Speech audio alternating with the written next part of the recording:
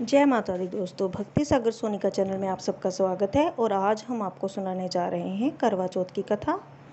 दूर देश में एक राजा राज्य करता था। उनके कई पीढ़ियों से घर में लड़की पैदा नहीं हुई थी और उसकी इच्छा थी कि मेरे घर पे लड़की पैदा हो और मैं उसका कन्यादान कर सकूं।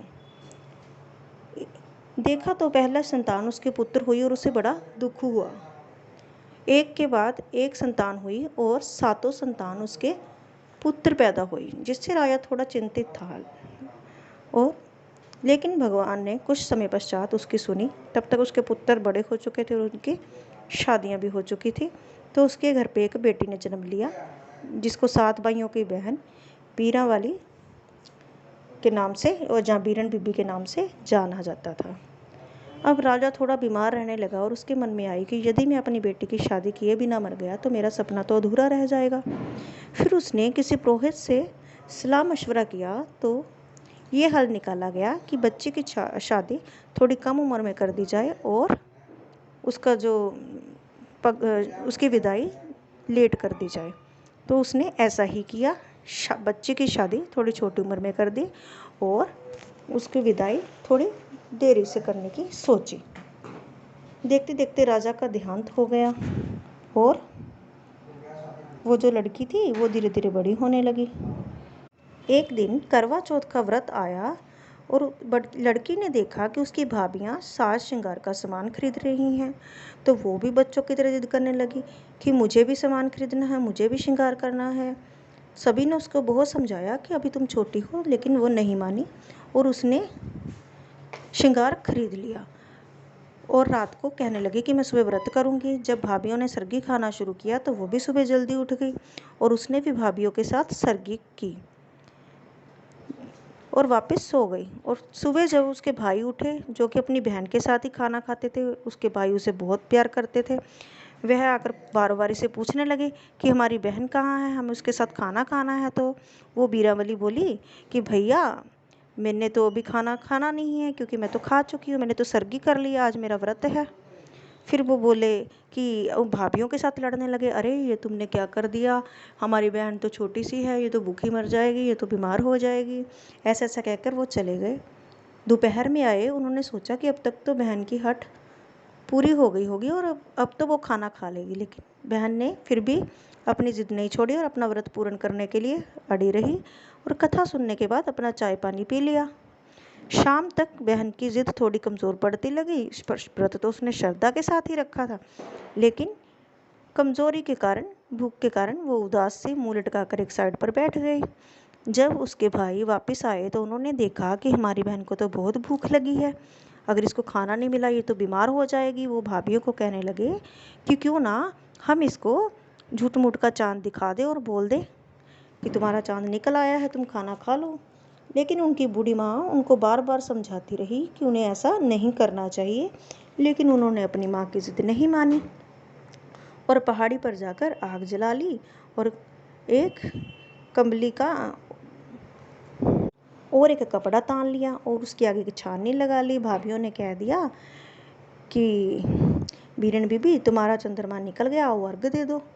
अब वो बोलने लगी कि भाभी व्रत तो हमने साथ में रखा था, फिर आपने अर्घ कैसे नहीं देना और मैंने कैसे देना है, मेरा अर्घ कैसे पहले होगा। वो बोली कि तुम्हारा पहला व्रत है ना, इसीलिए तुम्हारा चांद पहले निकला है, इसलिए तुम्हें पहले अर्घ देना है। उनकी सासू ने बहुत समझाया, लेकिन वो नहीं मानी और उसे अर्घ देने के लिए ऊपर ले गई। जैसे वो अर्घ देकर नीचे आती है और खाना खाने के लिए थाली पर बैठती है तो उसकी नाक की जो नथली है, जिसे सौभाग्य का रूप कहा जाता है, वो थाली में गिर गई।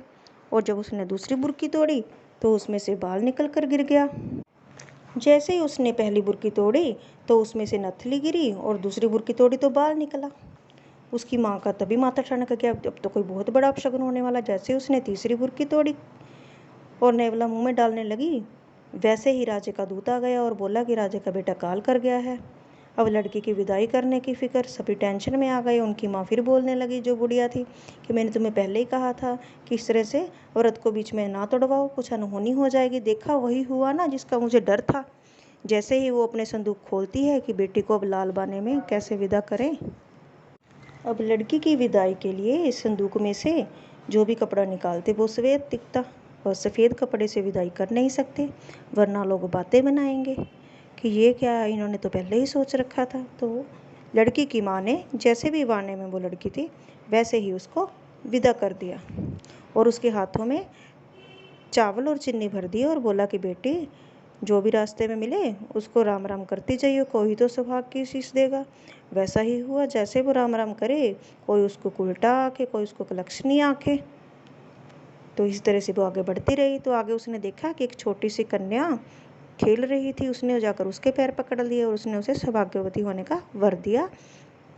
फिर उसने कहा कि मेरा पति तो है नहीं, आपने सौभाग्यवती होने का वर दिया। उसने कहा अब तो मैंने वर दे दिया, तो अब देखा जाएगा, अगले साल देखेंगे करवा चौथ पे। तो वो आगे चली गई। जब वो आगे चली गई तो उसके मन में विश्वास हो गया कि माता रानी उसकी जरूर प्रार्थना सुनेगी, क्योंकि उसने सच्चे मन से व्रत रखा था। ससुराल में गई तो उसके पति को जैसे ही संस्कार के लिए लेके जाने लगे तो उन्होंने पैर पकड़ लिए कि मैं तो अपने पति को लेके नहीं जाने दूंगी, क्योंकि मुझे पूरा भरोसा है कि ये जीवित आते करवे तक ये जीवित हो जाएंगे। मुझे माता रानी ने वर दिया है, मुझे सौभाग्यवती होने का आशीर्वाद मिला है। सभी ने सोचा कि ये पागल हो गई है, कोई कहे कि इसको ये पागल हो गई है, कोई वो कहे कि मुझे सती कर दो, नहीं तो फिर मेरे पति को छोड़ दो। तो सभी ने सोचा कि इसको सती करने से तो अच्छा है जंगल में एक कुटिया बना देते हैं, वहीं छोड़ देते हैं, शेर चीते खा जाएंगे, क्योंकि यहाँ तो इसको रहने दे नहीं सकते ऐसे पति के साथ। तो वो अपने पति की देह को लेकर वहाँ जंगल में रहने लगी।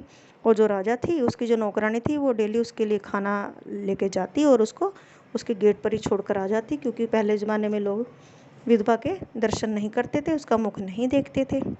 एक दिन करवा चौथ आ गया। करवा चौथ वाले दिन एक बुढ़िया माई आई और आकर उसका दरवाज़ा खटखटाया।